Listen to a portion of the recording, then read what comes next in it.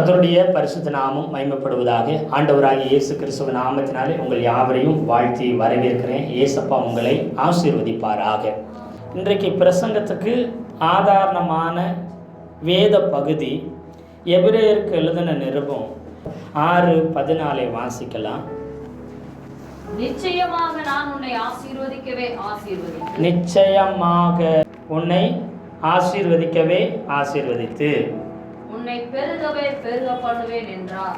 அதாவது நிச்சயமாக நான் உன்னை ஆசீர்வதிக்கவே ஆசீர்வதித்து உன்னை பெருகவே பெருக பண்ணுவேன் என்றார்.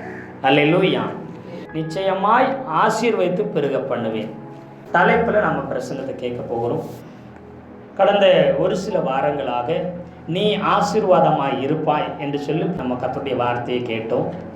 அடுத்து உன் பேரை பெருமைப்படுத்துவேன் என்கிற தலைப்பில் நாம் கர்த்தருடைய வார்த்தையை கேட்டோம். அதற்கப்புறம் நான் உன்னை பெரிய ஜாதி ஆக்குவேன் என்று சொல்லி கடந்த வாரத்தில் கர்த்தருடைய வார்த்தையை நாம் கேட்டோம். இந்த வார்த்தை நிச்சயமாய் ஆசீர்வதித்து பெருக பண்ணுவேன் கர்த்தர் நமக்கு வாக்கு கொடுக்கிறார். அல்லேலூயா. எல்லா சூழ்நிலைகளை பார்த்து நிலைமைகளை பார்த்து நமக்கு நிறைய நேரம் என்ன வருதுன்னா சந்தேகம் வருகிறது.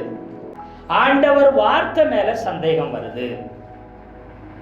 ஆண்டவர் வார்த்தை மேல சந்தேகம் வர்றதுனால என்ன அர்த்தம்? ஆண்டவராகிய இயேசு கிறிஸ்து மேலேயே நமக்கு என்ன வருகிறதுங்க? சந்தேகம் வருகின்றது. ஏன்னா ஆதியில வார்த்தை இருந்தது, அந்த வார்த்தை தேவனிடத்தில் இருந்தது, அந்த வார்த்தையை தேவனாக இருந்ததுன்னு வேதம் சொல்லுகிறது. அல்லேலூயா. அப்போ வார்த்தையே கடவுளாய் இருக்கிறது. வார்த்தையே மனுஷனாக இயேசு கிறிஸ்துவாக இந்த பூமியில வந்தார். அப்போ வார்த்தையை சந்தேகிக்கிறோம் என்று சொன்னால், அவருடைய வாக்கு தத்தத்தை சந்தேகிக்கிறோம் என்று சொன்னால், நாம் இயேசுநாதரையே நாம் சந்தேகப்பட்டு கொண்டிருக்கிறோம்.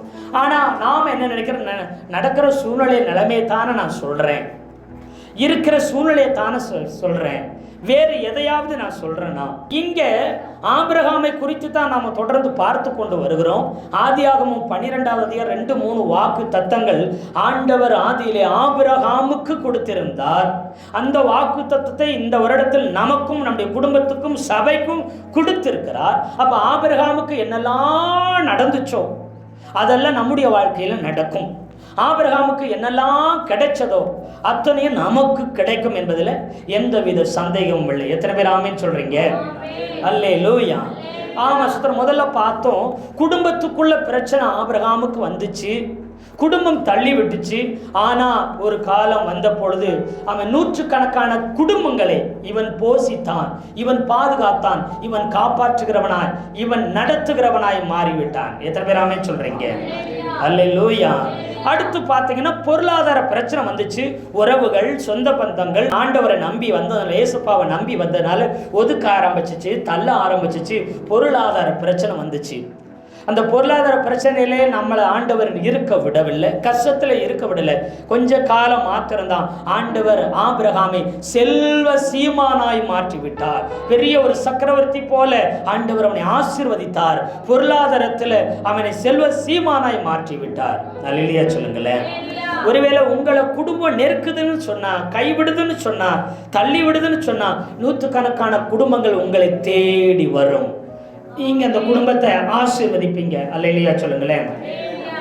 அது மாத்திரம் இல்லை, பொருளாதார நெருக்கடி, பண கஷ்டம், வறுமை, குறைவு, பட்டினி, தாழ்ச்சி போன்ற நிலைமையில நீங்க காணப்படுவீன்னு சொன்னா, இனி அநேகருக்கு கொடுத்து உதவி செய்கிற அளவுக்கு, அநேகரை போஷிக்கிற அளவுக்கு, அநேகருக்கு ஆசீர்வாதமாய் ஒரு செல்வ சீமானாய் அந்த பட்டணமே ஆச்சரியப்படுற அளவுக்கு, கிராமமே பிரமிச்சு பார்க்கிற அளவுக்கு கர்த்தர் உங்களை பொருளாதாரத்தில் ஆசீர்வதித்து உயர்த்துவார். அல்லேலூயா.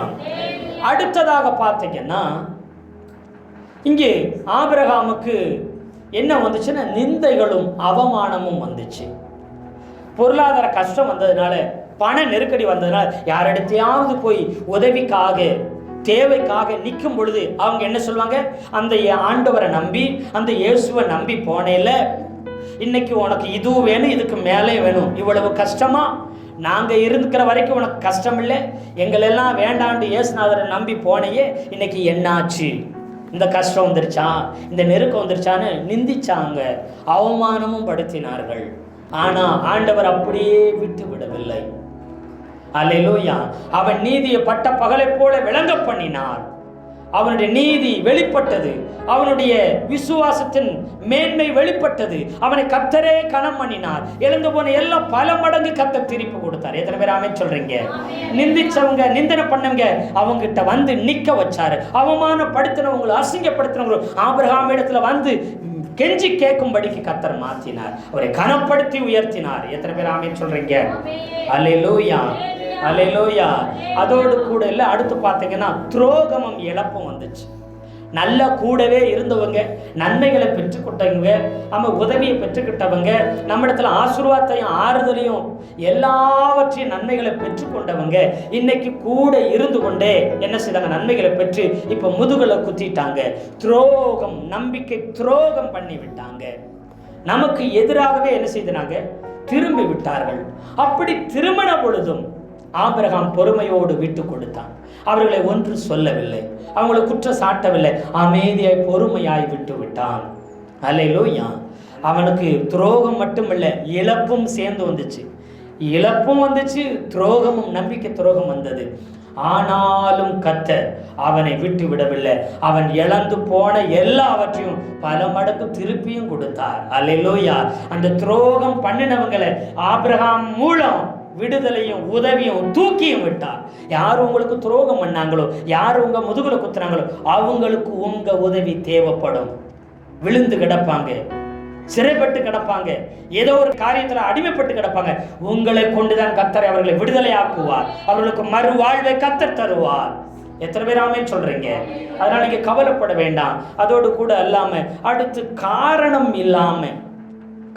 இல்லாத பகை வந்துச்சு, காரணமில்லாத யுத்தம் வந்துச்சு. அவன் சும்மா இருந்தாலும், அவனுடைய வாயை கிளறி எதுவும் சொல்லலைனாலும் ஏதோ ஒரு குற்றத்தை கண்டுபிடிச்சு வீண்பழியை போட்டு அவனிடத்துல காரணம் இல்லாம பகை. நல்லா பேசியிருப்பாங்க, திடீர்னு முறைப்பாங்க. நல்லா பேசியிருப்பாங்க, நம்மளை குறை சொல்லுவாங்க. நல்லா பேசியிருப்பாங்க, நீ எல்லாம் ஒரு மனுஷனா அப்படின்னு கேட்பாங்க. ஏன்னு கேட்டால் காரணம் இல்லாத யுத்தம், காரணம் இல்லாத பகை வரும். இயேசுநாதர் நம்பி வந்திருக்கிற உங்களுக்கு அப்படி வரும். நான் இவங்களுக்கு நல்லதானே செஞ்சேன், எந்த கெடுதலும் செய்யல, ஏன் திடீர்னு என்கிட்ட பகைக்கிறாங்க, இவங்க யாருன்னே தெரியாது, ஏன் என் மேலே எரிஞ்சு விழுறாங்க, காரணமெல்லாம் என்னை வெறுத்து ஒதுக்கி தள்ளுறாங்க, இவங்க யாருன்னு கூட தெரியாது. காரணமில்லாத பகை யுத்தம் வரலாம். ஆனாலும் உலகம் மெச்சிக்கொள்ளுகிற அளவுக்கு, தேசம் பிரமிச்சு பார்க்குற அளவுக்கு ஒரு பெரிய வெற்றியை, ஒரு பெரிய ஜெயத்தை, ஒரு பெரிய மகிழ்ச்சியின் கொண்டாட்டத்தை கர்த்தர் உங்களுக்காக பரிசாக கொடுப்பார். எத்தனை பேர் ஆமென் சொல்றீங்க? அல்லேலூயா, அல்லேலூயா, ஆமென், சூத்திரம். அதோடு கூட நிக்கல பாருங்க. இப்போ காரணம் இல்லாத யுத்தம் பகை வந்ததுனால இப்போ மன ரீதியான பிரச்சனை வந்துருச்சு, பயம் வந்துருச்சு, குழப்பம் வந்துருச்சு, போராட்டம் வந்துச்சு. மனசுக்குள்ள ஒரே போராட்டம். என்ன ஆகுமோ, ஏதாகுமோ, திரும்ப என்ன பண்ணுவாங்களோ, ஏது பண்ணுவாங்களோ, மறுபடியும் வந்து நம்மகிட்ட யுத்தம் பண்ண வந்தா என்ன பண்றது அப்படின்னு மன ரீதியான எதுவும் நடக்காது, எதுவும் நடக்கலை, ஆனால் நடந்த மாதிரி நமக்கு பயமும் குழப்பமும் வந்து கொண்டே இருக்கும். இப்படி ஆயிருமோ, அப்படி ஆயிருமா, அதா இருக்குமா, இதா இருக்குமா நினைப்போம். ஆனால் ஒன்றுமே இல்லை. அல்லேலூயா.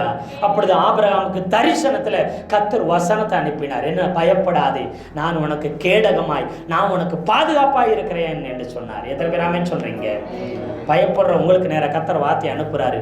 பயப்படாத, உங்க இருதயத்தை அமைதிப்படுத்துற வார்த்தையை, வாக்கு தத்துவத்தை அனுப்பி தருகிறார். உங்க இருதயத்தின், உங்க மன ரீதியான எல்லா பிரச்சனைக்கும், உங்க சிந்தைக்குள்ள இருக்கிற எல்லா குழப்பத்துக்கும் ஒரே மருந்து பயப்படாத ஆண்டவர் வார்த்தை தான்.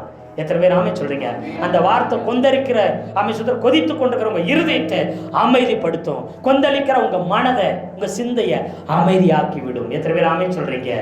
அவர் வார்த்தையை பிடிச்சுக்கோங்க, எல்லாம் அமைதலாய் மாறிவிடும். எப்போ வார்த்தை வந்துச்சோ, இறையாதை அமைதலாய் இருந்துன்னு வார்த்தை வந்துச்சோ, அப்பொழுதே கடல் இறையாமல் அமைதலாய் மாறினது. வார்த்தைக்கு கட்டுப்படும் எல்லா கொந்தளிப்புகளும். எத்தனை பேர் ஆமென் சொல்றீங்க? அல்லேலூயா, ஆமென், சோத்திரம். இதுவரைக்கும் நாம் என்ன செய்தோம்? ஆமென், சத்தியங்களை நாம் கற்றுக்கொண்டோம். அடுத்து பார்த்தீங்கன்னா இன்றைய நாளிலையும் கூட ஆபிரகாமுக்கு இன்னொரு பிரச்சனை வந்துச்சு. அவன் ஆசீர்வாதமாக இருக்கக்கூடாதபடி, அவன் பெருகக்கூடாதபடி, முக்கியமாக பெருகக்கூடாதபடிக்கு சரீரத்தில் பிரச்சனை வந்துச்சு. இப்போ இத்தனை பிரச்சனையும் நான் தாண்டி வந்துட்டேன், அதில் எல்லாம் கர்த்தர் நன்மைகளை, ஆசீர்வாதத்தை கொடுத்த தெய்வம். இப்போ எனக்கு சரீர பிரச்சனை வருது, என் உடம்புல ஒன்றுமே இல்லை, ஆனால் தேவையில்லாமல் எனக்கு சரீர பிரச்சனை வருது. ஏன், எதனால் வருதுன்னே தெரியல. இங்கே ஆபிரகாமுக்கு சரீரத்தில் ஒரு பலவீனம், அவருடைய மனைவி சாராய்க்கு சரீரத்தில் ஒரு பலவீனம் வந்திருக்குது. அவர்களால் பிள்ளை பெற்றுக்கொள்ள முடியாத அளவுக்கு பலவீனம் வந்திருக்குது. அநேக விசுவாசிகளுக்கு, தேவ ஜனங்களுக்கு சரீர பிரகாரமான வியாதி பலவீனம் வந்துடும். இந்த வியாதியோடைய என் வாழ்க்கை முடிஞ்சிருச்சுன்னு நீங்கள் குழம்பிக்கிட்டு இருக்கலாம். இந்த வியாதி தான் என் வாழ்க்கை, கடைசி வரைக்கும் மாத்திரை தான் சாப்பிடணும், கடைசி வரைக்கும் என் வாழ்க்கை வியாதியிலே முடிஞ்சிடும் பாருக்கும், அவ்வளோதான் அப்படின்னு நீங்கள் நினைக்காதீங்க. அந்த வியாதி உங்களையும் உங்கள் வாழ்க்கையும் உங்கள் எதிர்காலத்தையும் ஆண்டவர் பாதிக்க விடவே மாட்டார். எத்தனை பேர் ஆமென் சொல்றீங்க? வியாதி இல்லாதபடி கர்த்தர் மாற பண்ணுவார். வியாதியை உங்களை விட்டு விளக்குவார். சரீர பலவீனத்தை மாற்றி போடுவார். எது பலவீனமா, எது வியாதியா, எது குறைவா இருக்குதோ, எது குறைவா இருக்குதோ அதை கர்த்தர் மாற்றி போடுவார். எது குறைவுன்னு நினைக்கிறியோ அதை கர்த்தர் எடுத்து போடுவார். எத்தனை பேர் ஆமென் சொல்றீங்க? அல்லேலூயா, அல்லேலூயா. ஆமா, எது உனக்கு பலவீனம், உனக்கு தலைவலி பலவீனமா, உனக்கு முதுவலி பலவீனமா, உனக்கு கால்வலி தான் பலவீனமா இருக்குதா, இல்லை பாத எரிச்சல் தான் உனக்கு பலவீனமா, இல்லை அலர்ச்சி தான் உனக்கு பலவீனமா, இதோடு கூட தான் என் வாழ்க்கையை நான் கழிக்கணுமோன்னு சொல்லி பயந்து கொண்டிருப்பாயா? எப்பேற்பட்ட வியாதி ஆனாலும், எப்பேற்பட்ட பலவீனமானாலும் ஆண்டவர் மாற்றி போட வல்லமை உள்ளவர், அதுல பலனை தர வல்லமை உள்ளவர்.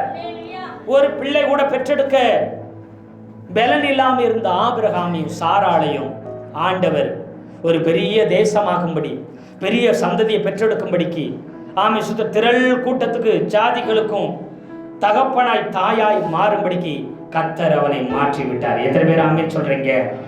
அல்லேலூயா, அல்லேலூயா. ஒரு நாள் உங்கள் வேலையை, உங்கள் வருமானத்தை, உங்களுடைய குடும்ப காரியத்தை, உங்கள் தனிப்பட்ட வாழ்க்கையை, உங்கள் சந்தோஷத்தை வியாதி தடுத்து நிறுத்த முடியவே முடியாது. வியாதியை கர்த்தர் மாற்றி போடுவா. வியாதியை நீங்க மேற்கொள்ளும்படி செய்வார். எத்தனை பேர் ஆமென் சொல்றீங்க? ஆதியாகமம் 16:2 வாசிக்கலாம். சாராய் ஆபிரகாமை நோக்கி நான் பிள்ளை பெறாதபடிக்கு கர்த்தர் என் கற்பத்தை அடைத்து இருக்கிறார் என்று சொல்லி, இங்க சாராள் அம்மா தன்னுடைய கணவரை பார்த்து, எனக்கு பிள்ளை பெறக்கூடாது, கர்த்தர் கற்பத்தை என்ன செஞ்சுட்டாரு, அடைச்சு வச்சுட்டாரு, அதனால இனி ஒரு நல்லது என் வாழ்க்கையில் நடக்க போறதே இல்லை, என் சரீரம் பலவீனமா இருக்குது, அவ்வளவுதான் என்று சொல்லி அந்த கணவர்கிட்ட அந்த அம்மா சொல்லுகிறது. அல்லேலூயா. ஆதியாகமம் 11வது அதிகாரம் 30வது வசனத்தை, சாராய்க்கு பிள்ளை இல்லை, மலடியாய் இருந்தான்னு வசனம் சொல்லுது. மூல மொழிபெயர்ப்புல, எபிரேய ஒரிஜினல் மொழிபெயர்ப்புல சொல்லுது, சாராய்க்கு கர்ப்பப்பையே இல்லாம இருந்துச்சு. கர்ப்பப்பையே இல்லாம இருந்தா அவளுக்கு ஆண்டவர் கர்ப்பப்பைய புதுசா உருவாக்கினார். இல்லாதவைகளை இருக்கிறது போல அழைக்கிற கர்த்தர் உன்னை பெருக பண்ணுவேன்னு சொல்லிட்டானா, உனக்கு ஒண்ணுமே இல்லைனாலும் உருவாக்குவார். எத்தனை பேர் ஆமென் சொல்றீங்க? உன்னை ஆசீர்வதிக்க ஆண்டவர் நினைச்சிட்டாருன்னா ஆசீர்வாதம் வரணும். ஆசீர்வாதத்துக்கு வழியே இல்லைன்னு நீங்க நினைக்கலாம். சாராளுக்கு கற்ப பையே இல்லாம இருந்துச்சு. அவளை ஆசீர்வதிக்க ஆண்டவர் நினைச்சார். அவளை கடாட்சிக்க கர்த்தர் விரும்பினார். அவளுக்கு சோத்திர அவளை பெருக பண்ணணும்னு கர்த்தர் நினைச்சாரு. அவளுக்கு கற்ப பையே கர்த்தர் புதிதாய் உருவாக்கினார். எத்தனை பேர் ஆமென் சொல்றீங்க? உனக்கு இல்லாததையும் கர்த்தர் உருவாக்கி உன்னை ஆசீர்வதிப்பார். நிச்சயமா ஆசீர்வதிப்பேன்னு சொல்லியிருக்கிற ஆண்டவர் எதுவும் வாய்ப்பு இல்லை, எந்த வழி இல்லைன்னா உனக்காக வழியையும் உனக்காக வாய்ப்பையும் ஆண்டவர் திறந்து உருவாக்கி விடுவார். அல்லேலூயா, அல்லேலூயா. ஆமென். கர்த்தருக்கு ஸ்தோத்திரம். பாருங்க, எபிரேயருக்கு எழுதின நிருபம் 11வது அதிகாரத்தில் 11வது வசனம் 12வது வசனத்தை வாசிங்களேன். விசுவாசத்தினாலே சாராலும் வாக்குத்தத்தம் பண்ணினவர் கற்பம் தரிக்க பலன் அடைந்து வயது சென்றவளாய் இருந்தும் பிள்ளை பெற்றால், ஆனபடியா சரீரம் செத்தவன் என்று எண்ணத்தகும் ஒருவனாலே கடற்கரையில் உள்ள எண்ணிறைந்த மணலை போலவும், அதாவது சரீரம் செத்து போன 99 வயதாய் 100 வயதாக போகிற ஒருவன் சரீரம் செத்து போனவனை கொண்டு நட்சத்திரத்தை போல பெருக்கமான சந்ததியை கொடுத்தாரு. கடற்கரை மணலை போல எண்ணி முடியாத மணலை போல மிகுந்த ஜனங்கள் அவனுக்கு பிறந்தார்கள். அல்லேலூயா. அது மாத்திரமல்ல, இவள் கற்பந்தரிக்க பலன் இல்லை, கற்பப்பை இல்லை, கற்பப்பையில பலன் இல்லை, கற்பப்பையே இல்லை. அப்படின்னா எப்படி பிள்ளைய தங்கும், எப்படி பிள்ளைய பெற்று எடுக்க முடியும்? பிள்ளை பெற தகுதி இல்லாதவள். ஆபிரகாமுக்கு உயிர் சக்தியே, பிள்ளையை உருவாக்குற உயிர் சக்தி இல்லாதவன். அப்படிப்பட்டவனை பார்த்து சொன்னார், வானத்து நட்சத்திரத்தை போல ஒரு சந்ததி பெருகும், நான் உன்னை ஆசீர்வதிப்பேன், என் ஆசீர்வாதத்தின் மூலம் நீ பெருக ஆரம்பிப்பாய் என்று சொன்னார். எத்தனை பேர் ஆமென் சொல்றீங்க? நிச்சயமா நான் உன்னை ஆசீர்வதிப்பேன், என் ஆசீர்வாதம் உன்னை பெருக வைக்கும். அது மாத்திரமல்ல, பாருங்க, ரோமர் நிருபம் 4வது அதிகாரம் 19வது வசனம். விசுவாசத்திலே பலவீனமாய் இருக்கவில்லை. அவன் சரீரத்திலே பலவீனமாய் இருந்தான். சரீரத்துல பலவீனம் இருந்தாலும் அவன் விசுவாசத்துல பலவீனமாய் இருக்கவில்லை. அவன் ஏறக்குறைய 100 வயது உள்ளவனாய் இருந்தான். தன் சரீரம் செத்து போனதையும் சாராளுடைய கற்பம் செத்து போனதையும் எண்ணாதிருந்தான். சாராளுடைய கற்பமும் என்ன செஞ்சிருச்சுங்க? செத்து போயிருந்தது எண்ணாது இருந்தான். 20ல தேவனுடைய வாக்கு தத்தத்தை குறித்து அவன் தேவனுடைய வாக்கு தத்தத்தையும் வார்த்தையும் அவன் அவிசுவாசப்படல, அவன் சந்தேகப்படல. சரீரம் செத்து போச்சு, என் மனைவியினுடைய கற்பமும் செத்து போய்விட்டது, ஆனாலும் அதை எண்ண மாட்டேன், ஆண்டவர் வார்த்தையை மட்டும்தான் நான் விசுவாசிப்பேன். எத்தனை பேராமே சொல்றீங்க? 21 தேவன் வாக்குத்தத்தம் பண்ணினதை நிறைவேற்ற வல்லவராய் இருக்கிறார் என்று முழு நிச்சயமாய் நம்பினான். தேவனை மகிமைப்படுத்தி மகிமைப்படுத்தி மகிமைப்படுத்தி மகிமைப்படுத்தி விசுவாசத்தில் அவன் வல்லவனாய் மாறினான். ஒன்றும் இல்லை என்று நினைக்காதீங்க. கர்த்தர் வார்த்தைக்கு உங்களுக்கு என்ன வந்திருக்குதோ அதை பிடிச்சுக்குங்க. தேவரீர் சகலத்தையும் செய்ய வல்லவர், அவர் செய்ய நினைத்தது தடைபடாது. யோபு அறிந்து கொண்டான், எல்லாம் இழந்துட்டான். மனைவி அவன் என்ன தூசிக்கிறது, பிள்ளைகள் 10 பிள்ளைகள் ஒரே நாளில் செத்து போயிட்டாங்க. கோடான கோடி அமைச்சர் சொத்துக்கள் ஒரே நாளில் இல்லாம போயிருச்சு. ஆடு மாடு மிருகச்சிவன் கழுதைகள் எல்லா எருதுகள் எல்லாமே ஒரே நாளில் இல்லாமல் போயிடுச்சு. அல்லேலூயா. நண்பர்களும் தூசித்தாங்க. இப்படி எல்லாரும் தூசித்து எல்லாம் துன்பப்படுத்தி எல்லாம் இழந்த போன போதும் ஆண்டவரை முழுசா நம்பினான். அவர் கொடுத்தாரு, அவர் எடுத்தார், அவரால் கொடுக்க முடியும். எத்தனை பேர் ஆமென் சொல்றீங்க? ஒண்ணுமே இல்லை. உச்சந்தல இருந்து உள்ளங்கால் வரைக்கும் பருக்கள் புண்ணுகள் எல்லாம் அழுகி எல்லாம் நாரி எல்லாம் சீல் வச்சு புழுக்கள் அரிக்குது உடம்பெல்லாம். அத்தனை கொடுமையான சூழ்நிலையிலும் அவன் ஆண்டவரை நம்பி, என் மீட்பர் உயிரோடு இருக்கிறார் என்று சொல்லி என் சொந்த கண்களால நான் பார்ப்பேன். எத்தனை பேர் ஆமென் சொல்றீங்க? அல்லேலூயா. அப்போ முழு நிச்சயமாய் நம்பினான். எவ்வளவுக்கு எவ்வளவு நம்புறாங்களோ அவ்வளவுக்கு அவ்வளவு ஆண்டவர் துதித்து நன்றி சொல்லுவாங்க. ஒன்றுமில்லை, வெறுமையா இருக்கிறேன், குறைவா இருக்கிறேன், அற்பமா இருக்குதே, அதா இருக்குதே என்று சொல்லி இருக்கிறதை சொல்லி புலம்ப மாட்டாங்க. சூழ்நிலையை பார்த்து நிலைமையை பார்த்து இன்னொன்னு இல்லாததை நினைச்சு புலம்பிக்கிட்டே இருக்க மாட்டாங்க. கர்த்தர் சொன்னதை சொல்லி சொல்லி சொல்லி பாடி துதித்து நன்றி சொல்லுவாங்க. எத்தனை பேர் ஆமென் சொல்றீங்க? அல்லேலூயா. வியாதியா இருக்கா, ஆண்டவர் உங்களுக்கு சுகத்தை தருவேன்னு சொல்லிட்டாரா? எனக்கு வியாதி இப்படி இருக்கு அப்படி இருக்குன்னு அதை சொல்லாம ஆண்டவர் எனக்கு சுகம் தருவேன்ட்டாரு. ஆண்டவர் எனக்கு சுகம் தருவார், நான் சுகமாய் தங்கி இருப்பேன், நான் சுகமாய் வாழ்ந்திருப்பேன், நான் சுகமாய் இருப்பேன், அமெரிக்கையாய் வாழ்வேன், அதை சொல்லி தேவனை மகிமைப்படுத்த வேண்டும். ஆமே. ஆபிரகாம் அப்படி மகிமைப்படுத்தி விசுவாசத்தில் வல்லவனாய் மாறினான். அல்லேலூயா. அது அவனுக்கு நீதியாக எண்ணப்பட்டது என்பது அவனுக்காக மாத்திரம் அல்ல, நமக்காகவும் எழுதி வச்சிருக்கிறாரு. இது நமக்காகவும் தான். எத்தனை பேர் ஆமென் சொல்றீங்க? நம்பினா விசுவாசிச்சா நமக்காகவும் அது அப்படியே நிறைவேறும். எத்தனை பேர் ஆமென் சொல்றீங்க? அல்லேலூயா, அல்லேலூயா. இல்லாததை கர்த்தர் உனக்காக உருவாக்கி கொடுக்கிற தேவன். நல்ல கரங்களை தட்டி கர்த்தரை ஸ்தோத்திரம் பண்ணுங்க பார்க்கலாம். நல்ல கரங்களை தட்டி கர்த்தரை ஸ்தோத்திரம் பண்ணுங்க. இல்லவே இல்லை, வாய்ப்பே இல்லைனாலும் ஆண்டவர் சொல்ற உனக்காக உருவாக்குவேன், இல்லாததை உருவாக்கி உன்னை ஆசீர்வதிப்பேன். அல்லேலூயா. ஸ்தோத்திரம் ஸ்தோத்திரம் ஸ்தோத்திரம். எத்தனை பேர் ஆமென் சொல்றீங்க? அல்லேலூயா. இப்ப சரீரத்துல பலவீனம் வந்துருச்சு, அப்படியே ஆவிக்குரிய வாழ்க்கையில் அவனுக்கு சோறு வந்துருச்சு. இப்போ என்ன சோறு வருங்க? அடிக்கடி சரீரத்தில் ஒருத்தங்களுக்கு பலவீனம் வந்துட்டுருக்குன்னா, சரீரத்தில் வியாதி பலவீனம் போராட்டம் வந்துட்டுருக்குன்னா ஆட்டோமேட்டிக்காக அடுத்து என்ன பிரச்சனை வரும்னா அவங்களுக்கு ஆவிக்குரிய வாழ்க்கையில் சோர்ந்துருவாங்க, ஜெபம் பண்ணுறதை குறைச்சிருவாங்க, பைபிள் படிக்கிறத குறைச்சிருவாங்க, ஆண்டவரை பாடி துதிக்கிறத குறைச்சிருவாங்க, சபைக்கு வருகிறத குறைச்சிருவாங்க, தேவனோடு ஏசப்பாவோடு இருக்கிற உறவை குறைச்சிருவாங்க. சரீரத்தில் வியாதி பலவீனம் வரும் பொழுது அதே போல தான் ஆபிரகாமுக்கு இப்போ என்ன ஆச்சுன்னா, சரீர பலவீனம், அவனுக்கு ஒரு ஆவிக்குரிய ஒரு விழுகையை, ஆவிக்குரிய வாழ்க்கையில் ஒரு விழுகை, ஆபிரகாம் விழுந்து போனான். ஆவிக்குரிய பலவீனம் வந்து விட்டது. அதனால எப்படி பாருங்க, ஆதியாகமம் 16:2 திரும்ப வாசிக்கலாம். சாராய் ஆபிரகாமை நோக்கி நான் பிள்ளை பெறாதபடிக்கு கர்த்தர், இப்போ கர்த்தர் தான் என் கர்ப்பத்தையே அடைச்சு வச்சுட்டாரு, என் அடிமை பெண்ணோட சேரும். சாராயின் வார்த்தைக்கு ஆபிராம் செவி கொடுத்தான். ஆபிராம் இந்த வார்த்தைக்கு செவி கொடுத்திருக்க கூடாது. ஆண்டவருடைய வார்த்தைக்கு ஆண்டவர் சொல்லிட்டாரு, உனக்கு என்ன செய்வேன், சந்ததியை பெருக பண்ணுவேன், வம்சத்தை கொடுப்பேன்னு சொன்ன பொழுதும் 85 வயதில் ஆபிரகாம் 75 வயதில் கானானுக்கு வர்றாரு. 85 வயசு கிட்டத்தட்ட கானானில் 10 வருஷம் ஆயிடுச்சு.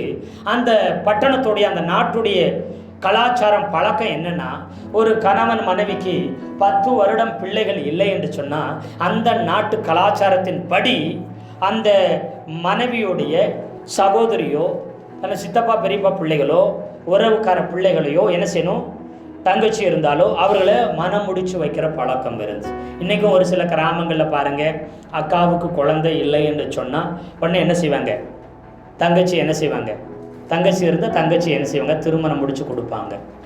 இல்லைன்னா சித்தி பிள்ளைகளோ பெரியம்மா பிள்ளைகளோ யாரை இருந்த சகோதரி முறை இருந்துச்சுன்னா தன்னுடைய கணவருக்கு திருமணத்தை பண்ணி முடிச்சு வைப்பாங்க. ஒரு சில ஊர்களில் ஒரு சில கிராமங்களில் இன்னும் இருக்குது. அதுபோல் இந்த தேசத்தில் 10 வருடத்துக்கு குழந்தை இல்லை என்று சொன்னால் என்ன செய்யணும், ஒன்று வேறு பெண்களை மேரேஜ் பண்ணி வச்சுருவாங்க. இல்லை என் கணவனை விட்டு நான் பிரியக்கூடாது என்று சொன்னால் தன்னுடைய உறவுக்காரங்களையோ தன்னுடைய உடன் பிறந்தவர்களையோ என்ன செய்வாங்க, சகோதரிகளை என்ன செய்வாங்க, தன் கணவருக்கு மனம் முடித்து வைக்கிற வழக்கம். அப்படி மனம் முடித்து வைத்தால் தன் கணவனோடு இருந்து கொள்ளலாம். அப்படி ஒரு பழக்கம், அப்படி ஒரு கலாச்சாரம் இருந்ததாக ஆமை சூத்திரம் சொல்கிறாங்க. யூத பாரம்பரியத்தில் கலாச்சாரத்தில் இப்படி ஒன்று இருந்ததாக சொல்லப்படுகிறது. அல்லேலூயா. கானான் தேச வழக்கத்தின்படி இருந்ததா. அதனால தான் பார்த்துச்சு சாராய் அம்மா பார்த்துச்சு, எனக்கு 10 வருஷம் ஆயிடுச்சு குழந்தை இல்லை, அதனால் என்னையும் கணவரை விட்டு பிரித்து வேறொரு பெண்ணுக்கு என்ன செஞ்சுருவாங்க, திருமணம் முடித்து வைத்து என் கணவனை விட்டு நான் பிரிந்து விடுவேன், சொந்த தேசத்தின் சனத்தை எல்லாம் விட்டு என் கணவனையோடு கூட வந்தேன், ஆமேன், இன்னைக்கு பிரித்தால் என்ன செய்வது என்று சொல்லி அவள் தனக்கு ரொம்ப உரிமையாக தனக்கு ஒரு சகோதரி போல தன்னை எல்லா விதத்திலும் தன் சொல் பேச்சை கேட்குற தனக்கு நம்பிக்கையான அடிமை பெண்ணாகிய ஆகாரை என்ன செய்கிறார், தன் கணவருக்கு மனைவியாக மறு மனைவியாக கொடுத்தார். அந்த கட்டாயத்துக்குள்ளே தள்ளப்பட்டார். ஏன்னா நான் என் கணவனோடு கூட இருக்க வேண்டும் என்று சொன்னால் நான் என்னுடையவர்களை என்ன செய்ய வேண்டும், என் உடன் பிறந்தவர்களையோ என் உறவுக்காரர்களையோ நான் என்ன செய்ய, என் ஸ்தானத்திலிருந்து என் வீடு கட்டப்படும்படிக்கு, என் கணவருடைய குடும்பம் கட்டப்படும்படி, என் குடும்பம் கட்டப்படும்படிக்கு கொடுக்க வேண்டும் என்று சொல்லி அங்கே கொடுத்தார். சரித்திரம் சொல்லுகிறது. அதனால தான் ஆபிரகாமுக்கு கொடுத்தா ஆபிராம் என்ன சொல்லியிருக்க வேண்டும், இல்லை இல்லை ஆண்டவர் எனக்கு தரிசனமானார், பெரிய ஜாதியாக்குவேன், பூமியில் உள்ள வம்சங்கள்லாம் உனக்குள்ள சந்ததிக்குள்ள ஆசீர்வதிக்கப்படும்னு சொல்லியிருக்கிறாரு, சந்ததிக்கு இந்த தேசத்தை தருவேன்னு சொல்லியிருக்கிறாரு. அதனால் முடியாது என்று அவர் என்ன சொல்லவில்லை. பாருங்க, ஆபிரகாம் விழுந்து போய்விட்டான். இந்த அதிகாரத்தில் 16வது அதிகாரம் 16வது வசனத்தை ஒரு வாசிக்கலாம். ஆபிராமுக்கு ஆபிராம் 86 வயதாக இருந்தான். அதாவது இஸ்மவேல் ஆகாரை கொடுத்து ஆபிரகாமுக்கும் ஆகாருக்கும் இஸ்மவேலுக்கு ஒரு மகன் பிறக்கிறான். அப்பொழுது ஆபிரகாமுக்கு வயசு 86 வயசு. அடுத்து 17வது அதிகாரத்தை நீங்க 1வது வசனத்தை வாசிங்க. 99 வயதான போது நான் சர்வ வல்லமை உள்ள தேவன், எனக்கு முன்பதாக நல்லவனாய் சரியானவனாய் நீதி உள்ளவனாய் என்ன செய், நீ நட, சரியானவனாய் நடன்னு சொல்றாரு. வயசு எத்தனை, 99. அந்த அதிகாரம் முடியும் போது 86 வயசு, இந்த அதிகார துவக்கத்தில் 99 வயசு. இடையில கேப்பு 13 வருஷம். இந்த 2 அதிகாரத்துக்கு இடையில 13 வருஷம். யூத வேத பண்டிதர்கள் எல்லாம் என்ன சொல்கிறாங்கன்னா, 13 வருஷம் ஆபிரகாமோட ஆண்டவரும் பரலோகமும் பேசவே இல்லை. ஆபிரகாமுக்கும் ஆண்டவருக்கும் தொடர்பு இல்லாமல் போயிட்டு, எப்போ இஸ்மவேல் பிறந்த உடனே இதுதான் என் சந்ததி, இதுதான் என் வம்சம், இதுதான் ஆண்டவர் சொன்னதுன்னு சொல்லி பிள்ளையை பிடித்து கொண்டார். இன்னைக்கு நிறைய பேர் கஷ்டத்தோடு இருப்பாங்க, அல்லையா சொல்லுங்களேன், கஷ்டத்தில் இருப்பாங்க, ஒரு வேலை இல்லாமல் ஒரு வருமானம் இல்லாமல் அப்போ இருப்பாங்க.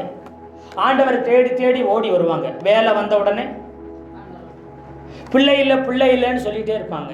ஆண்டவர் குழந்தைய கொடுத்தோன்னே இப்போ பிள்ளைய பார்க்கணுங்க, பிள்ளை அழுகுதுங்க, பிள்ளைய பார்க்கணுங்க, பிள்ளைய பார்க்கணும்னு யாரை விட்டுருவாங்க சொல்லுங்க? யாரை விட்டுருவாங்க? ஆண்டவர் விட்டுருவாங்க. வியாதியாக இருக்குது, எனக்கு வியாதி, எனக்கு வியாதி, ஆண்டவரே சுகத்தை கூட ஏசப்பான்னு வருவாங்க. இப்போ வியாதி சுகமானோன்னு என்ன செஞ்சிருவாங்க? இப்போ நான் நல்லா இருக்க சுகமாக இருக்கிறதுனால எனக்கு வேலை இருக்குது, எனக்கு பொறுப்பு இருக்குது, எனக்கு பிள்ளைய பார்க்கணும், எனக்கு மகனை பார்க்கணும், எனக்கு மருமகனை பார்க்கணும், எனக்கு மருமகளை பார்க்கணும், என் பேரம்பேத்தியை பார்க்கணும், இப்போ நல்லா இருக்கிறேன். அப்போ வியாதியாக இருக்கும்போது ஏசப்பா எனக்கு சுகத்தை கொடுன்னு வந்தோம். சுகத்தை கொடுத்தவொடனே தரித்திரத்தில் ஏழ்மையில் இருக்கிறோம். ஆண்டவரே என்னை ஆசீர்வதிங்க, அவர் ஆசீர்வதிக்கிறாரு, ஆசீர்வாதத்தை கொடுக்குறாரு, உயர்வை கொடுக்குறாரு, மேன்மையை கொடுக்குறாரு, எல்லா உயர்வை கொடுத்தனே. இப்போ என்ன செய்கிறோம்? நான் ரொம்ப பிஸி ஆகிட்டேன் ஆண்டவரே, அதனால் எங்கே வர முடியல, இப்போது எங்கே வர முடியலங்க, ஆலயத்துக்கு வர முடியல, ஏசப்பாவை தேட முடியல. ஏன்? இப்போ பிஸி ஆகிட்டோம். ஒன்றும் இல்லாமல் இருக்கும்போது ஏசப்பா ஏசப்பா ஏசப்பானோ, இப்போ பிசிப்பா பிசிப்பா பிசிப்பான்ட்டு என்ன செய்கிறோம்? ஏசுனாட்டு சொல்கிறோம் வரும். அதே போல தான் இங்கே ஆபிரகாமுக்கு ஆகார் போல ஒரு பையன் கிடைச்ச உடனே இப்போ ஆண்டவரை மறந்துட்டாரு. 13 வருஷமா, ஒரு நாள் 2 நாள் இல்லை, குடும்பத்தை விட்டு தேசத்தை விட்டு எல்லாம் விட்டு வந்தவர் இப்போ என்ன செஞ்சிட்டாரு? விழுந்துட்டார். 13 வருடம் ஆண்டவருக்கும் ஆபிரகாமுக்கும் தொடர்பு இல்லாமல் போய்விட்டது. விழுந்து போனார். ஆனால் ஆண்டவர் விழுந்துட்டியா அப்படியே போயிருன்னு விட்டுற விட. எத்தனை பேர் ஆமே சொல்றீங்க? அப்படியே போன்னு விட்டுறல. அந்த 17வது அதிகாரத்தை நீங்க கவனிச்சு பார்த்தீங்கன்னா, இப்போ ஆண்டவரே ஆபிரகாமிடம் பேசுகிறார். 99 வயசுல சொன்ன வாக்குத்தத்தை நிறைவேற போறதுக்காக, நிறைவேற்ற போகிற நேரம் கூப்பிட்டு அவரே பேசுகிறார். பேசி என்ன சொன்னாரா? நீ உண்மை உள்ளவனா, நீ நல்லவனா, நீ சரியா நட, எனக்கு முன்பதாக சரியா நட, ஊருக்கு முன்பதாக நீ நல்லவனா இருக்கிற, உன் மனைவிக்கு முன்பதாக நீ நல்லவனா இருக்கிற, உன் பிள்ளைகளுக்கு முன்னாடி நீ பார்வையில நல்லவன், ஊருக்கு நீ உத்தமன், ஆனா என் பார்வையில நீ நல்லவனா இருக்கவில்லை.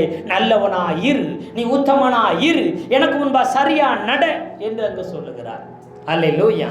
அப்படி சொன்னதோடு கூட மாத்திரம் இல்லை, கிட்டத்தட்ட இந்த 17வது அதிகாரத்தில் உடன்படிக்கை உடன்படிக்கை உடன்படிக்கை, அதாவது ஒப்பந்தம் பண்ணுறது, சமரசம் பண்ணுறது, அவனோடு கூட உடன்படிக்கை பண்ணுறது, ஒப்பந்தம் பண்ணுகிறார். எத்தனை தடவை அந்த 17வது அதிகாரத்தில் ஆண்டவர் கிட்டத்தட்ட உடன்படிக்கை உடன்படிக்கை உடன்படிக்கை என்கிற வார்த்தை 13 முறை வந்திருக்கும். எத்தனை பேர் ஆமென் சொல்றீங்க? நீ 13 வருடமாய் விழுந்திருக்கலாம், நீ 13 வருடமாய் பின்வாங்கி இருக்கலாம், நீ 13 வருடம் என்னை மறந்து இருக்கலாம். ஆனாலும் நீ விழுந்தவனாய் உன்னை விட்டு விடாதபடி உன்னை திரும்ப எழுப்புவேன். உன் ஆவிக்குரிய பலவீனத்தை உன்னை விட்டு விளக்குவேன், உன்னை மறுபடி எழும்ப வைப்பேன். எத்தனை பேர் ஆமென் சொல்றீங்க? சந்தேகமாக இருந்தால் நீங்கள் 17வது அதிகாரத்தில் 2வது வசனத்தில் என் உடன்படிக்கையை ஏற்படுத்தின்னு வரும். ஆதியாகமம் 17:2 என் உடன்படிக்கையை ஏற்படுத்தி எண்ணிக்கோங்க. அடுத்து 4வது வசனத்தில் நான் உன்னோட பண்ணுகிற என் உடன்படிக்கை 4வது வசனத்தில் இருக்குது. அப்புறம் 7வது வசனத்தில் 2 தடவை வரும் என் உடன்படிக்கை, நித்திய உடன்படிக்கைன்னு வரும் 4 தடவை இதோடு சேர்த்து. அடுத்து 9வது வசனத்தில் என் உடன்படிக்கைன்னு வரும், இது 5வது. அடுத்து பார்த்தீங்கன்னா 10வது வசனத்தில் என் உடன்படிக்கை. அடுத்து 11வது வசனத்தில் உங்களுக்கும் உள்ள உடன்படிக்கைக்கு அப்படின்னு வரும். அடுத்து 13வது வசனத்தில் 2 தடவை என் உடன்படிக்கை, நித்திய உடன்படிக்கைன்னு வரும். அடுத்து பார்த்தீங்கன்னா 14வது வசனத்தில் என் உடன்படிக்கையை அப்படின்னு வரும். அடுத்து 19ஆம் வசனத்தில் 2 தடவை வரும், என் உடன்படிக்கை நித்திய உடன்படிக்கைன்னு வரும் 12 தடவை. அடுத்து பார்த்தீங்கன்னா 21ஆவது வசனத்தில் என் உடன்படிக்கை ஏற்படுத்துவேன்னு 13ஆவது தரம். நான் சொல்ல சொல்ல திரும்ப எண்ணி பாருங்க. 2ஆவது வசனம் 1, 4ஆவது வசனத்தில் 1, 7ஆவது வசனத்தில் 2, 9ஆவது வசனத்தில் 1, 10ஆவது வசனத்தில் 1, 11ஆவது வசனத்தில் 1, 13ஆவது வசனத்தில் 2 தடவை, 14ஆவது வசனத்தில் 1 தடவை, 19ஆவது வசனத்தில் 2 தடவை, அப்புறம் 21ஆவது வசனத்தில் 1 தடவை, மொத்தம் 13 தடவை. 13 வருஷம் விழுந்து போனேன். 13 வருஷம் விழுகைய நான் 13 தடவை திரும்ப உன்கிட்ட உடன்படிக்கை பண்ணி உன்னை திரும்ப எழும்ப பண்ணுகிறேன், திரும்ப உன் தலையை உயர்த்துகிறேன்னு சொல்லுகிறேன். நல்ல கரங்களை தட்டி கத்திரி சோர்ந்துருக்கலாம். நீங்க எதுல விழுந்திருக்கீங்களோ, எதுல சோர்ந்துட்டீங்களோ, எதுல அமர்ந்துட்டீங்களோ, ஆவிக்குரிய வாழ்க்கையில ஏசப்பா விட்டு பிரிஞ்சு போன மாதிரி அந்த கஷ்டம் வருத்தம் பலவீனத்துல உட்கார்ந்துட்டு இருக்கிறீங்களா, ஆண்டவர் திரும்ப தூக்கி எடுக்கிறார். விழுந்தவரை கர்த்தர் தூக்கி விடுகிறவர். எத்தனை பேர் ஆமே சொல்றீங்க? விழுந்து போனவங்களை கர்த்தர் தூக்கி விடுவார். யாரும் மனுஷனும் தூக்கி விட மாட்டாங்க, யாரும் உங்களுக்கு உதவி செய்ய மாட்டாங்க, யாரும் கண்டுகொள்ள மாட்டாங்க. ஆனா இயேசுநாதரே உங்களை கையை பிடிச்சு தூக்கி விடுவார். எத்தனை பேர் ஆமே சொல்றீங்க? அல்லேலூயா. வேற மனைவி தூக்கி விடல, பிள்ளைங்க தூக்கி விடல, மருமனை தூக்கி விடல, சகோதரர் யாரும் தூக்கி விடல. யாரும் தூக்கி விட்டா?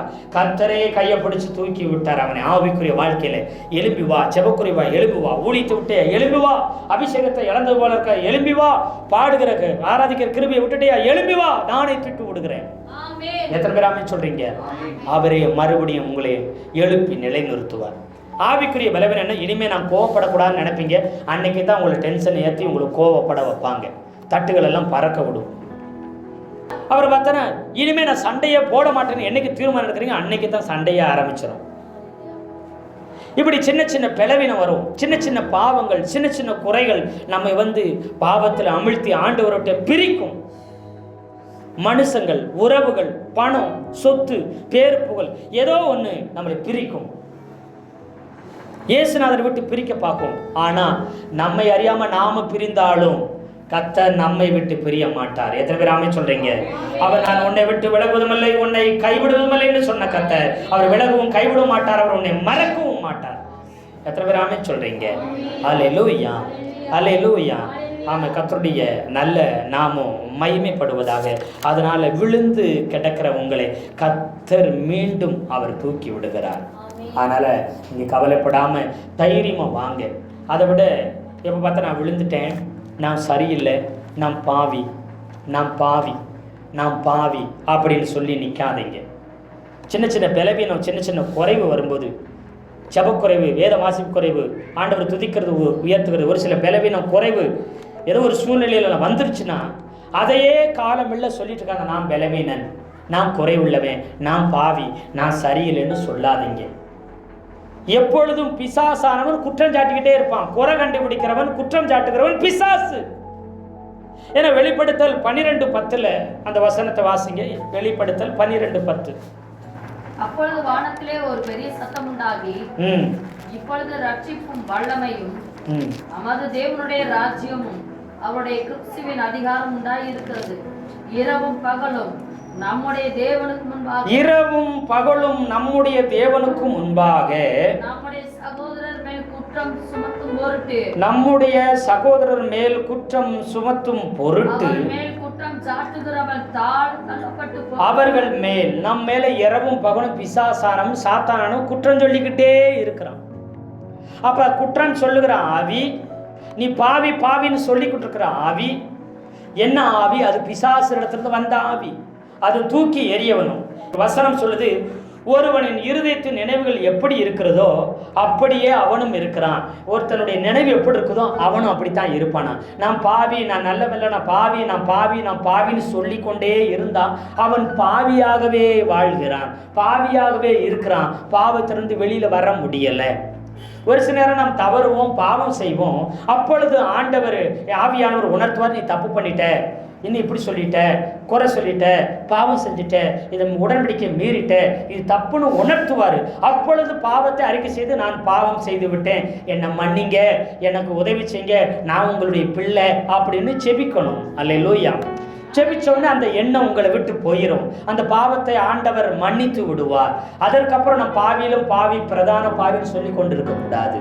நான் நீதிமான், நான் அவருடைய பிள்ளை, அவர் ரத்தத்தால் கழுவப்பட்ட நீதிமான், நான் அவருடைய பிள்ளையா இருக்கிறேன் என்று சொல்ல சொல்ல சொல்ல அவர் சமூகத்தில் போய் நான் உங்கள் பிள்ளை, நான் நீதிமான், நான் உங்கள் பிள்ளை, உங்கள் ரத்தத்தால் கழுவப்பட்டிருக்கிறேன், உங்கள் ரத்தத்தால் கழுவப்படுகிறேன் அப்படி சொல்லிட்டு நீங்கள் ஆண்டவர் சமூகத்தில் போக போக போக நீங்கள் நீதிக்கு மேலே நீதி உங்களுக்கு உண்டாகும், நீதிக்கு மேலே நீதி உண்டாகும், பரிசுத்தத்தின் மேலே பரிசுத்தம் அடைவீங்க, மகிமையின் மேலே மகிமை அடைந்து நீங்கள் நீதிமான்களால், நீங்கள் பரிசுத்தவான்களால் மாறிக்கொண்டே இருப்பீர்கள். எத்தனை பேர் ஆமென் சொல்றீங்க? இன்னைக்கு இருந்த நீதியோட நாளைக்கு நீதி உங்கள் நீதி அதிகமாகும். இன்னைக்கு இருந்த பரிசுத்தோட நாளைக்கு உங்களுக்கு பரிசுத்தம் அதிகமாகும். நீதி செய்கிறவன் இன்னும் பரிசுத்தம் இன்னும் பரிசுத்தமா ஆகட்டும் என்று தான் சொன்னார். எத்தனை பேர் ஆமென் சொல்றீங்க? அந்த வசனத்தை சொல்லி நீதிமானாய் மாறுவீங்க, பரிசுத்தத்தின் மேல நீங்க பரிசுத்தம் அடைவீர்கள். எத்தனை பேர் ஆமென் சொல்றீங்க? ஆனா பிசாசு நீங்க நீதிமான், நீங்க ஆண்டவருடைய பிள்ளை என்பதை ஒரு நாள் உங்களுக்கு உணர்த்தவே மாட்டான். உங்க மேல ஒரு குறையும் குற்றத்தையும் சாட்டி கொண்டே இருப்பான். அதை நம்பி உங்களை நீங்கள் குற்றம் சாட்டி கொண்டே இருக்கக்கூடாது. ஆபிரகாமை கர்த்தரே தூக்கி விட்டார். ஆபிரகாமால எழும்ப முடியல. ஏன்? தன்னைத்தானே குற்றம் சாட்டி கொண்டு, தன்னைத்தானே குறைத்து கொண்டு, தன்னைத்தானே பாவி என்று சொல்லிக்கொண்டு அப்படியே விழுந்து கிடந்தான். கர்த்தர் அவனை தூக்கி விட்டார். எத்தனை பேர் ஆமென் சொல்றீங்க? அல்லேலூயா. ஒருவேளை ஆவிக்குரிய வாழ்க்கையில நீங்க பின்வாங்கிட்டீங்களா, ஊழி செஞ்சீங்க, அபிஷேகத்தில் நிறைஞ்சீங்க, அற்புதங்களை செஞ்சீங்க, விடுதலை சுகத்தை வாங்கி கொடுத்தீங்க, சுவிசேஷம் சொன்னீங்க, ஆத்துமாதாயம் பண்ணீங்க, எத்தனையோ மகிமையான ஊழியத்தை கர்த்தருடைய நாமத்தை மகிமைப்படுத்தி கர்த்தருக்காக எழும்பி சிரமம் பண்ண நீங்க இன்னைக்கு பின்வாங்கின நிலைமையில விழுந்தே கிடக்கிறீர்களா? ஆண்டவர் சொன்ன நீதிமான் 7 தரம் விழுந்தாலும் திரும்பவும் எழுந்திருப்பார் சொன்ன மாதிரி கர்த்தர் உங்களை திரும்ப எழுப்புவார். எத்தனை பேர் ஆமென் சொல்றீங்க? விழுந்து கிடந்த ஆபிரகாமை கர்த்தர் எழுப்பி விட்டார். இன்று உங்களையும் அவர் தூக்கிவிட வல்லமை உள்ளவராய் இருக்கிறார். எத்தனை பேர் ஆமென் சொல்றீங்க? கர்த்தருக்கு ஸ்தோத்திரம். பாருங்க, கடைசியாக ஒரு காரியத்தை நம்ம பார்க்க போகிறோம். அஸ்திபாரமே ஆட்டம் காண்ற அளவுக்கு பிரச்சனை. ஆதியாகமம் 20வது அதிகாரம் 1-3. ஆபிரகாம் அவ்விடம் விட்டு தென் தேசத்துக்கு பிரயாணம் பண்ணி சூருக்கும் நடுவாக குடியேறி அங்கே ஆபிரகாம் தன் மனைவியாகிய சாராளை கேராரின் ராஜாவாகிய அபிமெலேக்கு தேவன் இரவிலே அபிமெலேக்கு சொப்பனத்தில் தோன்றி அவள் ஒருவனுடைய மனைவியாய் இருக்கிறாளே என்றார். அல்லேலூயா. இங்க பாத்தீங்கன்னா அங்க இங்கன்னு சொல்லி இப்ப கடைசியில சத்துருவானவன் அஸ்திபாரத்திலேயே கை வைக்கிறான், ஆணி வேரிலே கை வைக்க ஆரம்பிக்கிறான். ஆபிரகாமுக்கு ஆண்டவர் சொன்னாரு, உன்னை பெரிய சந்ததியா ஜாதியா மாற்றுவேன், இல்லாதவைகளை உங்க சரீரம் செத்து போன உங்களை நான் உருவாக்குவேன், உங்களை ஆசீர்வதிப்பேன், உங்களை ஆசீர்வதிக்கிறதோட உங்களை பெருக பண்ணுவேன், பெரிய தலைமுறையா சந்ததியா தேசமா நாடா உங்களை என்ன செய்வேன், நான் மாற்றுவேன்னு சொன்னாரு. சொல்லி ஆண்டவர் அழைத்து கொண்டு வந்தார். 24 வருடம் முடிந்து விட்டது. ஆண்டவர் வார்த்தைக்காக காத்திருக்கிறான். ஆண்டவர் வாக்கு தத்தத்தை நம்பி வந்திருக்கிறான். அவர் சொல்லை மாத்திரம் நம்பி வந்திருக்கிறான். அவர் தரிசனத்தை நம்பி தேசத்தையும் குடும்பத்தையும் ஊரையும் உறவையும் எல்லாத்தையும் தகப்பன் விட்டையும் விட்டு வந்திருந்தான். எத்தனை பேர் ஆமென் சொல்றீங்க? வந்திருந்தான். சத்துரு இப்ப மெயின் எது? ஆணி வேரிலே கைய வைக்கிறான், அஸ்திபாரத்திலே கை வைக்க ஆரம்பிச்சான். இப்போ பெலிசிய தேசத்துக்கு போகும்போது சாராளை தன் மனைவியை சகோதரி என்று ஆபிரகாம் சொல்லுகிறார். ஏன் என்று சொன்னா, மனைவி என்று சொன்னா அழகா இருந்தா அந்த ராஜாக்கள் என்ன செய்வாங்க, அந்த பெண்ணை எடுத்துக்கிட்டு அந்த கணவரை கொன்று போட்டு விட்டு போயிடுவாங்க. சகோதரின்னு சொன்னா இவனை உயிரோடு விட்டு விடுவார்கள். இங்கேயும் மறுபடியும் ஆபிரகாம் என்ன செய்கிறார்னா, தன் மனைவியை வேறொரு பெலிசிய தேசத்துல சகோதரிங்கிறார். இதுக்கு முன்னாடி எகிப்து தேசத்துலையும் சகோதரின்னு சொல்லி வைத்திருந்தார். அங்கேயும் பிரச்சனை வந்துச்சு. இங்கேயும் என்ன செய்றாரு, சகோதரி என்று சொன்ன உடனே அந்த ராஜா ஆள் விட்டு சாராளை அழைத்து கொண்டு போய்விட்டான். இப்போ ஆண்டவர் சொல்லிட்டாரு, உற்பவ கால திட்டத்திலே உனக்கு குழந்தை, ஆண் குழந்தை பிறக்கும். யாருக்கு? உன்னுடைய மனைவியாகிய சாராள் வயிற்றிலிருந்து பிறக்கும். உன் மனைவியாகிய சாராளில் கர்ப்பத்திலிருந்து ஒரு ஆண் குழந்தை பிறக்கும். 17-19. அப்பொழுது தேவன், உன் மனைவியாகிய சாராள் நிச்சயமாய் உனக்கு ஒரு குமாரனை பெறுவாள், நிச்சயமாய் உனக்கு ஒரு குமாரனை பெறுவாள், ஈசாக்கு என்று பெயரிடுவாயாக. அவனுக்கு என்ன பேரிடு? ஈசாக்குன்னு பெயர் வை. 89 வயசாயிருக்கிற மனைவிக்கு 90வது வயதுல ஈசாக்குன்னு ஒரு பையன் பிறப்பான். ஈசாக்குன்னு சொன்னா நகைப்பு, சிரிப்புன்னு அர்த்தம். அந்த பேருடைய அர்த்தம். ஏன் பிள்ளை பிறக்க மட்டும் சொன்னோன்னே சிரிக்கிறாங்க, நம்ப மாட்டுக்காங்க. எனக்கு என் வீட்டுக்காருக்கு 100 வயசு ஆக போகுது, கிட்டத்தட்ட எனக்கு 90 வயசு ஆக போகுது, எப்படி குழந்தை பிறக்கும் சொல்லி சிரித்தார்கள். கணவனும் சிரித்தான், மனைவியும் சிரித்தாள், நம்பவில்லை அந்த நேரத்தில். ஆனால் நீ சிரித்தபடினால அவனுக்கு சிரிப்பு, நகைப்பு அப்படின்னு பேர் ஈசாக்குன்னு வச்சுட்டாங்க. ஆண்டவர் வைத்தார். எத்தனை பேர் ஆமென் சொல்றீங்க? ஏன்பா நகைப்பு, மகிழ்ச்சி, சிரிப்புன்னு உன் மகனுக்கு பேர் வச்சிருக்கிற? இல்லை, நாங்கள் நம்ப முடியல, ஏற்றுக்கிற முடியலன்னு சொல்லி ஆண்டவர் வார்த்தையை சிரித்தோம். ஆனால் அது நிசமாய் எங்கள் கண்ணு முன்னாடி கொண்டு வந்து காமிச்சாரு. அதான் இந்த பேரை ஆண்டவரே வச்சிருக்கிறார். மகிழ்ச்சி, நகைப்பு. அல்லேலூயா, கர்த்தருக்கு ஸ்தோத்திரம். 21வது வசனத்தில் அதே அதிகாரத்தில், வருகிற வருஷத்தில் குறித்த காலத்திலே பெறப்போகிற ஈசாக்கோடு நான் என் உடன்படிக்கை ஏற்படுத்துவேன் என்றார். நான் என் உடன்படிக்கை ஏற்படுத்தேன். அதாவது வர்ற வருஷத்திலேயே உனக்கு ஒரு பையன் ஈசாக்கு பிறப்பான், அவனோடு கூட நான் உடன்படிக்கை பண்ணுவேன் என்று சொல்லி இருக்கிறார். அதோடு கூட இல்லாம 18வது அதிகாரத்துல 10வது வசனத்துல சொல்லும் பொழுது, அப்பொழுது அவர் ஒரு உற்பவ கால திட்டத்தில் நிச்சயமாய் உனக்கு திரும்ப வருவேன், அப்பொழுது உன் மனைவியாகிய சாராளுக்கு ஒரு குமாரன் இருப்பான். இங்க பாருங்க, ஆபிரகாம் கிட்ட சொல்றாரு, உன் மனைவி கிட்ட நான் திரும்ப வருவேன். இப்போ வந்துட்டு சாப்பிட்டுட்டு அங்க போகிறோம். கரெக்டா 10 மாதம் கழிச்சு என்ன செய்வேன்? வருவேன். ஒரு குழந்தை பிறக்க 10 மாசம் உற்பவ கால திட்டம்னா 10 மாசம் திரும்ப வருவேன். 10 மாசம் முடிஞ்சதுக்கப்புறம் திரும்ப வருவேன். அப்போ மனைவி கையில ஒரு குமாரன் பையன் இருப்பான். எத்தனை பேர் ஆமென் சொல்றீங்க? அவர் திரும்பவும் சிரிக்கிற அவன் மனைவி அதை சிரித்தால் பாருங்க. 14 சொன்ன, கர்த்தரால் ஆகாத காரியம் உண்டோ? உற்பவ கால திட்டத்தில் உன்னிடத்துக்கு திரும்ப வருவேன், அப்பொழுது சாராளுக்கு ஒரு குமாரன் இருப்பான். அல்லேலூயா, அல்லேலூயா. 10 மாதத்துல 11வது மாதத்துல உன் கையில ஒரு குழந்தை, ஒரு ஆண் மகன் இருப்பான். எத்தனை பேர் ஆமென் சொல்றீங்க? அப்படி சொல்லிட்டு போனா இப்ப பிசாசு என்ன செய்கிறான்? சத்துரு என்ன செய்கிறான்? இந்த சாராளை ஒரு ராஜா மூலம் எடுத்து கொண்டு போகிறான். பார்க்கிறாரு. இப்போ எடுத்துக்கொண்டு போனது மாத்திரமில்லை, இப்போ சாராளுடைய கற்பப்பையை உருவாக்கி எல்லாம் ஆயத்தம் பண்ணி ஒரு ஆண் குழந்தை பிறக்கிறதுக்கு 24 வருஷ காத்திருப்புக்கு முடிவு கொண்டு வந்து கர்த்தர் எல்லா திட்டத்தையும் தரிசனத்தையும் நிறைவேற்ற போற நேரத்துல கடைசி நிமிஷத்துல அஸ்திவாரத்தில் கை வச்சு பிசாசு எல்லாம் சிதறடிக்க நினைக்கிறான். ஆண்டவர் சொன்னாரு, இந்த வருஷத்தில் உன்னை பெருக பண்ணி ஆசீர்வதித்து உன்னை உயர்த்தி கனமனு சொல்லும்போது சத்துரு ஆணி வேரை பிடித்து சிதறடிக்க நினைக்கிறான். அஸ்திவாரத்தை ஆட்டங்கார நினைச்சான். கர்த்தர் சும்மா இருப்பாரா? சும்மா இல்லை. எத்தனை பேர் ஆமென் சொல்றீங்க? அல்லேலூயா. நினைச்சு பாருங்க, இப்போ அந்த அபிமெலேக்கு ராஜா எடுத்துட்டு போய் ஏதாவது தவறு சாராளோடு கூட நிகழ்ந்து இருந்தால் அவ கற்பப்பை ஆயத்தமாக இருக்கிறது, பிள்ளை பிறக்கிறதுக்கு எல்லாம் ஆயத்தமாகி விட்டது. இதுவரை இல்லாததை கர்த்தர் உருவாக்கி ஆயத்தமாக்கி ரெடி பண்ணி வச்சுட்டார் எல்லாவற்றையும். அந்த நேரத்துல பிசாசு ஆணி வேரை பிடித்தான். சத்துரு ஆமை சொத்துற அந்த அஸ்திவாரத்தை பிடிக்கிறான். இங்க தரிசனம் நிறைவேறக்கூடாது, 24 வருஷ காத்திருப்புகள் முடியக்கூடாதுபடி. இது ஆபிரகாமுடைய தரிசனம் கிடையாது, தேவனுடைய திட்டமாக இருக்கிறது. இந்த ஊழியம் வளரக்கூடாதுபடி, உன் குடும்பம் நிலைக்கக்கூடாதுபடி, உன் சந்ததி பெருகக்கூடாதுபடி தேவன் ஒரு திட்டத்தை வச்சிருக்கிறாரு. அதை நிறைவேறக்கூடாதுபடி பிசாசு அஸ்திவாரத்தை ஆட்டங்கான முயற்சி செய்கிறான். இப்ப தவறு நடந்தா என்ன ஆகும்? ஆபிரகாமுக்கு ஈசாக்குன்னு ஒரு குமாரன் பிறக்கணும், அதுல இருந்து ராஜாக்கள் வரணும், அதில் தாவீது ராஜா வரணும், அந்த தாவீது ராஜா மூலம் இயேசு கிறிஸ்து அவர் பிறக்கணும், இந்த பூமியில மனுஷனா பிறக்கணும், அவர் பூமியில பிறந்து இந்த முழு உலகத்தையும் ரட்சிக்கணும், பாவத்திலிருந்து ஜனங்களை திருப்பணும். இவ்வளோ பெரிய திட்டத்தை, ஆண்டவருடைய திட்டத்தை, ஆண்டவருடைய தரிசனத்தை, மிகப்பெரிய ஒரு எழுப்புதல, உயிர் மீட்சிய, ஒரு அறுவடைய, ஒரு மகா பெரிய ரட்சிப்பை தேவன் ஆபிரகாம் சாராளுடைய கற்பப்பைக்குள்ள வைத்திருந்தார்.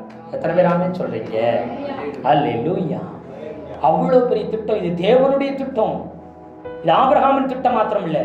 உனக்கு கொடுக்கப்பட்டிருக்கிற தரிசனம் உனக்குரியது மட்டுமில்லை, உனக்கு கொடுக்கப்பட்ட குடும்பம் உனக்குரியது மட்டுமில்லை, உனக்கு கொடுக்கப்பட்ட பிள்ளைகள் உனக்குரியவர்கள் மட்டுமில்லை, அவங்க எனக்குரியவர்கள்.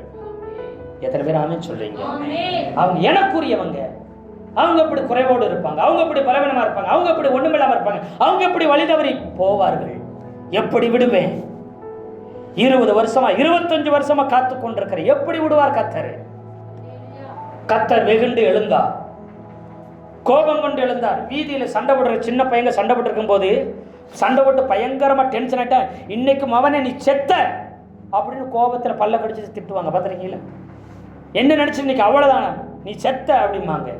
இங்கே ஆண்டவர் சொல்கிறார், வானத்தையும் பூமியை படைத்த அண்ட சராசரிகளை ஆளுகிற ஆண்டவர் ஒரு மனிதனை போல வெகுண்டு சொல்றாரு, இன்னைக்கு நீ அழைச்சு கொண்டு வந்த அந்த சாரா நிமித்தம் நீ செத்த அப்படிங்கிறாரு. சொப்பனத்தில் போய் ராஜாவை ஒரு மனிதனை போல வீறு கொண்டு வெகுண்டு எழுந்து கோபமாக போய் அவனோட தரிசனத்தில் திட்டுறாரு, இன்னைக்கு நீ செத்த அப்படிங்கிறாரு. அந்த சிறிய நிமித்த செத்துருவேன் அப்படின்னு வெகுண்டு எழுந்து வந்து கர்த்தர் அவனோடு கூட பேசும் பொழுது அவன் மிகவும் பயந்து நடுங்கி, நான் சுத்த இருதயத்தோட உத்தம இருதயத்தோடு தானே செஞ்சேன், அவன் சகோதரன் தானே சொன்னான், அவருடைய மனைவினே எனக்கு தெரியாதுன்னு அவன் புலம்புகிறான். தொடவில்லை, பக்கத்தில் கூட விடவில்லை. திருப்பி என்ன விடிந்தோடனே பெண்ணை அனுப்பிவிடு. யாரை கூட்டிட்டு வந்திருக்கிறது தெரியுமா? அவன் யாரு தெரியுமாங்கிறாரு. ஆதியாகமம் 20:7 வசனம். அந்த மனுஷனுடைய மனைவியை அவன் ஒரு தீர்க்கதரிசி, பிழைக்கும்படிக்கு அவன் உனக்காக வேண்டுதல் செய்வான். நீ அவளை அனுப்பி விடாதிருந்தால் நீயும் உன்னை சேர்ந்த யாவரும் சாகவே சாவீர்கள், அறிவாயாக என்றார். எத்தனை பேர் ஆமே சொல்றீங்க? அஸ்திபாரத்தை ஆட்டங்கான நினைச்ச பிசாசு சத்துரு பயன்படுத்தின பார்த்து சொல்ற, நீ இந்த காரியத்தை சரி பண்ணல, சரி ஆகலைன்னா அவன் ஒரு தீர்க்கதரிசி, அவன் என்னுடைய ஊழியக்காரன், அவன் ஜெபம் பண்ணாத உனக்கு விடுவி காலம். அஸ்திபாரத்தை ஆட்டங்கான வைக்க பார்க்கறியா? தரிசனத்தை நிர்மூலமாக்க பார்க்கறியா?